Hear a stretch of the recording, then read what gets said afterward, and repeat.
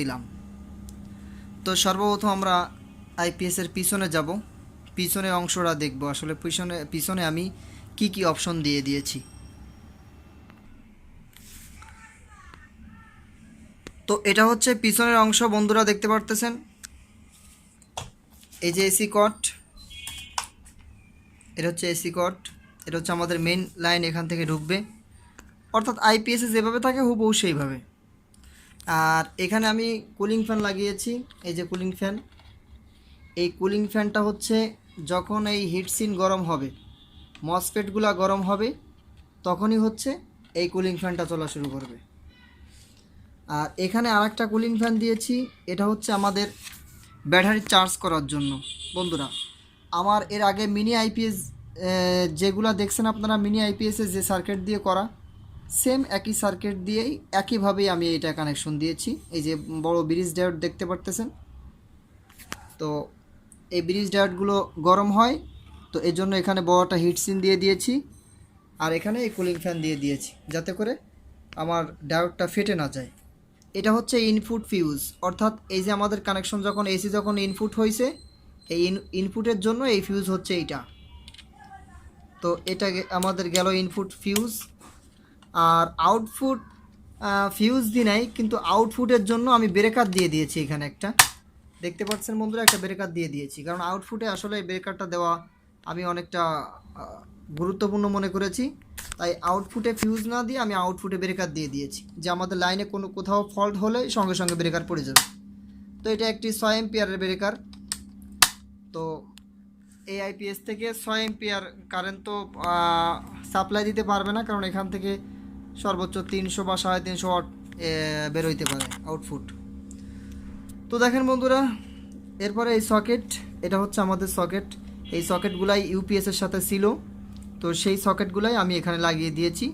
এই সকেটটা ভালো ছিল আর এই পাশেটা পুড়ে গিয়েছিল, তো সেই পোয়াটাকে ফেলে দিয়ে আবার আর একটা সকেট, সাদা একটা সকেট আমি লাগাই দিয়ে এক করে নিয়েছি। কিছু ফেলে দিই নাই অবশ্যই, সব কিছু লাগিয়ে দিয়েছি। বন্ধুরা দেখতে পাচ্ছেন আমি ব্যাটারির সাথে কেবল সংযোগ করে দিয়েছি, প্লাস মাইনাস আমাদের ব্যাটারির বোল্ট দেখাইতেছে এখানে। তো আর আমি এই পাশে একটা সিরিজ বোল্টে একটা 100 ওয়াটের বাতি লাগিয়ে দিয়েছি পিছনে, দেখতে পাচ্ছেন বন্ধুরা কেবলের সাথে। আর একটা এম্পিয়ার মিটার লাগাই নিচ্ছি চার্জ কিভাবে হবে এটা দেখার জন্য।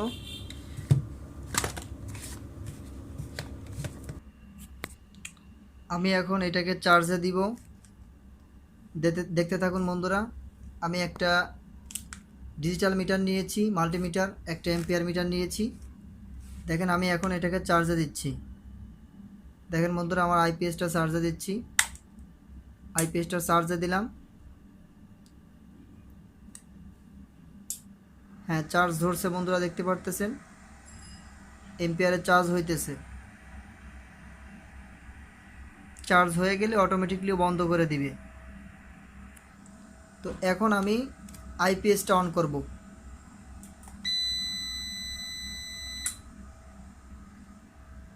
দেখেন বন্ধুরা, আইপিএসটা অন করছি। হ্যাঁ, আমাদের ব্যাটারির ভোল্টেজ হয়ে গেছে, ব্যাস ব্যাটারি অটো কাট করে দিয়েছে, দেখতে পাচ্ছেন বন্ধুরা, ব্যাটারি কিন্তু অটো কাট করে দিয়েছে।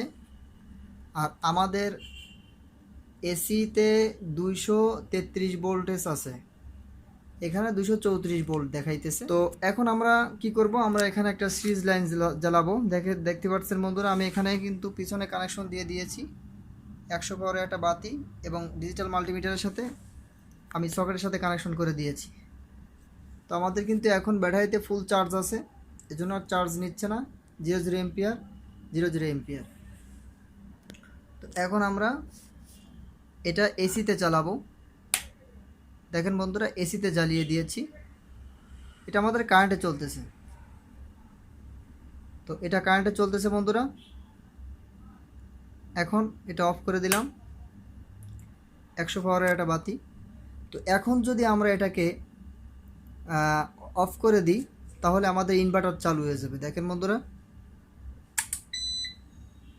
হ্যাঁ বন্ধুরা, ইনভার্টার চালু হয়ে গিয়েছে, এখন আমাদের আইপিএসে চলতেছে।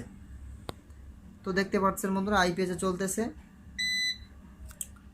এখন আমাদের আইপিএসের এখানে মিটারে ভোল্টেজ দেখাইতেছে 170। কী ব্যাপার? ও আচ্ছা আচ্ছা, যাই হোক বন্ধুরা, কিন্তু আমাদের আউটপুটে কিন্তু 232/33 ভোল্টই আছে, মানে আমাদের আউটপুট ঠিক আছে, কিন্তু এখানে মিটারের ভিতরে 170 ভোল্ট দেখাইতেছে। মনে হয় এর ভিতরে কোনো কিছু একটা কমতি আছে, যার কারণে মাল্টিমিটারে সঠিক দেখাইতেছে, দেখতে পাচ্ছেন বন্ধুরা, কিন্তু এখানে কিন্তু একটু এদিক ওদিক দেখাইতেছে। যাই হোক, এটা হয়তো এই মিটারের ফাংশনে কোনো ডিস্টার্ব আছে। এসিতে দেই এসিতে কি হয়। হ্যাঁ বন্ধুরা, এসি তো ঠিক আছে, এসি ঠিক আছে বন্ধুরা, এসিতে 34 ভোল্ট দেখাইতেছে, 233/34।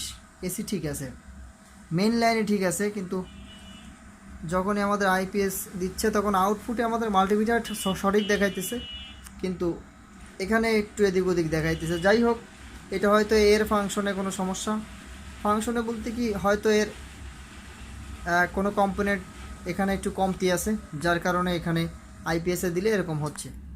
যাই হোক বন্ধুরা, দেখতে পাচ্ছেন আমাদের কিন্তু অটো কাট করে বন্ধ করে দিয়েছে, চার্জ হইতেছে।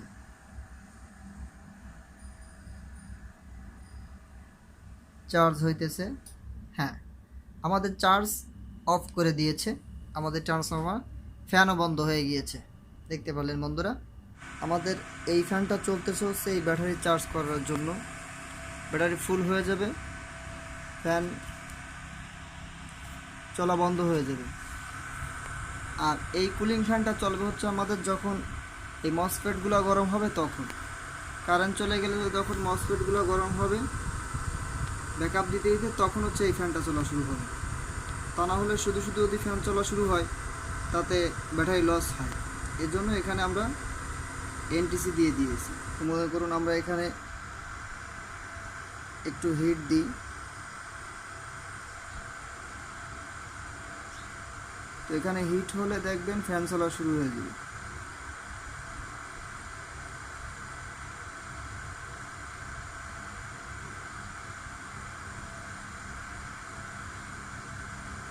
দেখেন বন্ধুরা, ফ্যানটা কিন্তু অন হয়ে গিয়েছে।